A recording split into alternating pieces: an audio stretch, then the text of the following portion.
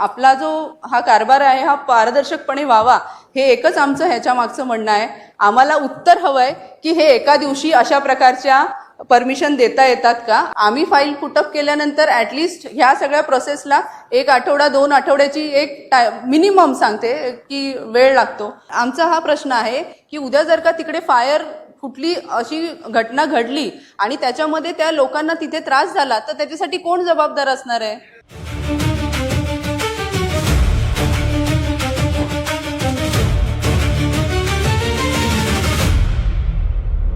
याच्या पुढे अशा प्रकारची फसवणूक नाही झाली पाहिजे यासाठी आमचा हा अट्टाहास आहे.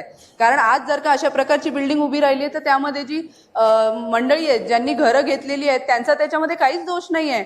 मग अशा प्रकारे जेव्हा आमच्या प्रभागामध्ये अशा प्रकारच्या बिल्डिंग उभ्या राहणार आहेत त्यावेळी आम्हाला हा प्रश्न समोर येणार आहे.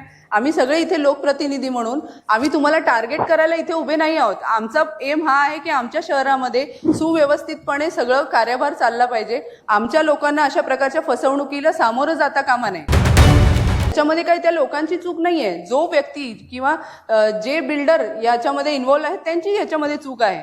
लोकांचं काहीच चूक नाहीये त्याच्यामध्ये.